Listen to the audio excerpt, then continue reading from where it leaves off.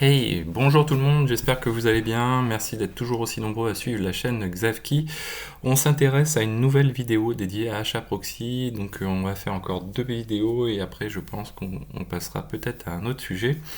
On va s'intéresser aujourd'hui à la mise en place du SSL en mode terminaison SSL. Donc on va parler plutôt de TLS que SSL. SSL en fait c'est obsolète. TLS étant le nouveau format, donc on arrive à la 1.3 maintenant. Le but c'est de proposer et de mettre en place du HTTPS. Donc on a trois cas possibles de fonctionnement en mode SSL ou TLS.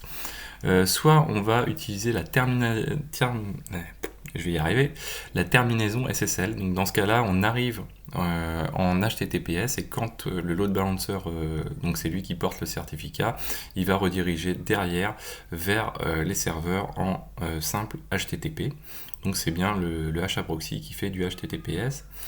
Le mode pass-through, donc le pass-through, lui, ce qui permet, c'est tout simplement d'être transparent. Donc là, on l'utilise qu'en TCP, donc à des niveaux plus bas.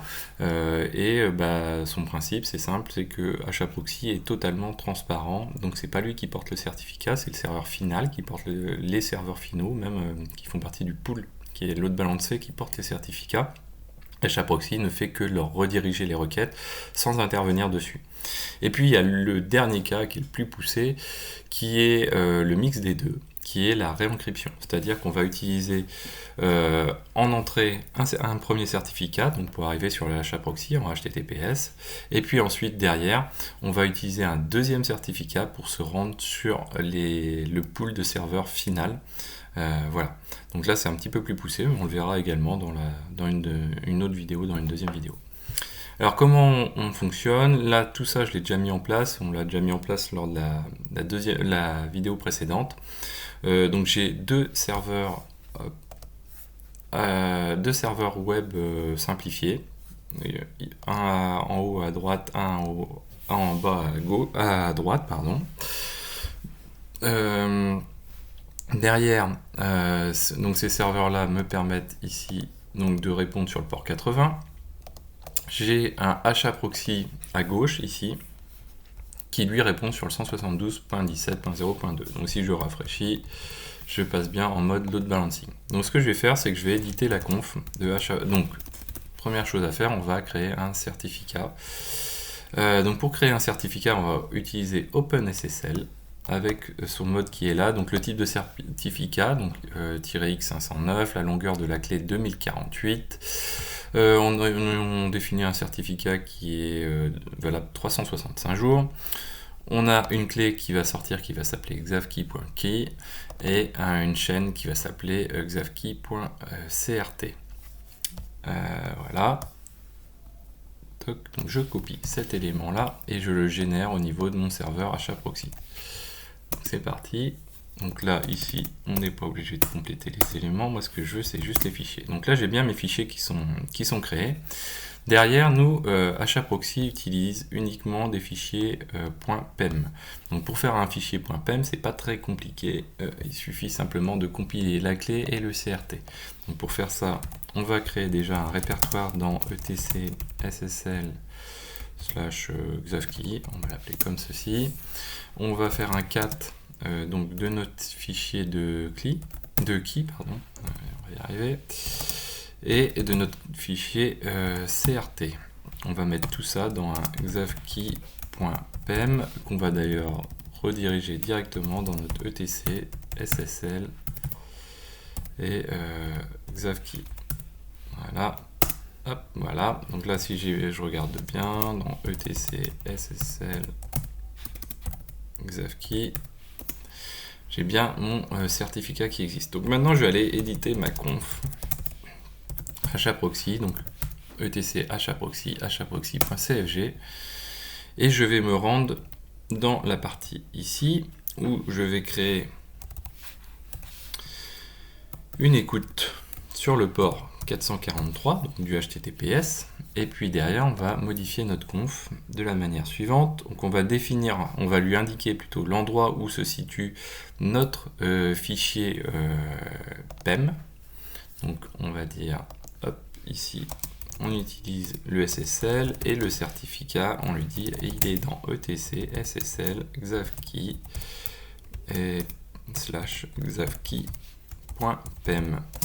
Et là on peut lui préciser, comme on disait tout à l'heure, SSL, donc la dernière version de SSL est totalement obsolète, donc on ne veut pas l'utiliser. On ne veut pas que les navigateurs utilisent cette version. Donc on peut préciser no SSL v3. On peut très bien aussi préciser no, ici, no TLS v10 ou v1.0, donc puisque c'est aussi une version obsolète.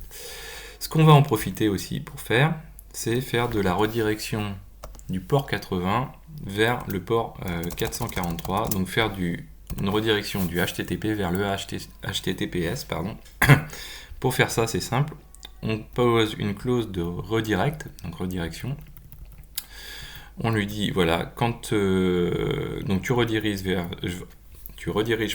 du HTTPS si on n'est pas en mode SSL underscore FC, donc si on n'est pas à true. SSL underscore FC retourne true quand on utilise du SSL. Donc là, je vais enregistrer. Je vais faire un reload du service. Alors, pourquoi ça ne fonctionne pas? Toc. Alors, qu'est-ce qu'il me dit? Ok.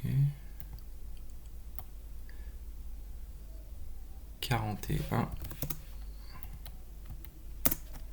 Donc si on regarde, on est en mode HTTP.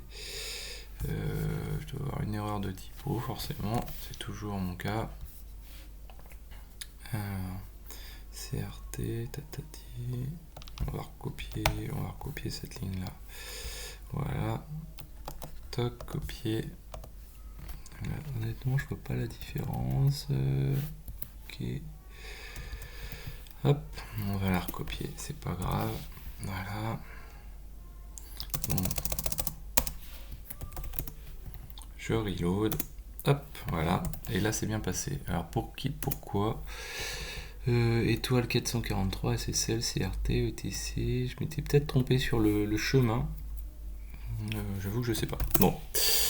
Alors maintenant on va le tester tout simplement. Donc là si on lance sur le port, si on se lance sur le port 80, donc là on est redirigé, vous voyez, sur le HTTPS. Et là comme on est sur un certificat auto-signé, on doit confirmer qu'on a bien notre certificat. Et là si je fais du load balancing dessus, toc, voilà, je suis en HTTPS et je switch du 3 vers le 4 sans problème. Voilà, donc j'espère que cette vidéo vous a plu. Donc ce qui est important à retenir, c'est cette configuration-là, qui repose finalement sur deux lignes. Alors bien sûr, on fonctionne en mode HTTP. Voilà, donc c'est à peu près tout pour aujourd'hui. On verra dans une prochaine vidéo comment mettre en place la réencryption derrière. Et puis voilà. Donc je vous souhaite à tous une très bonne journée et à bientôt.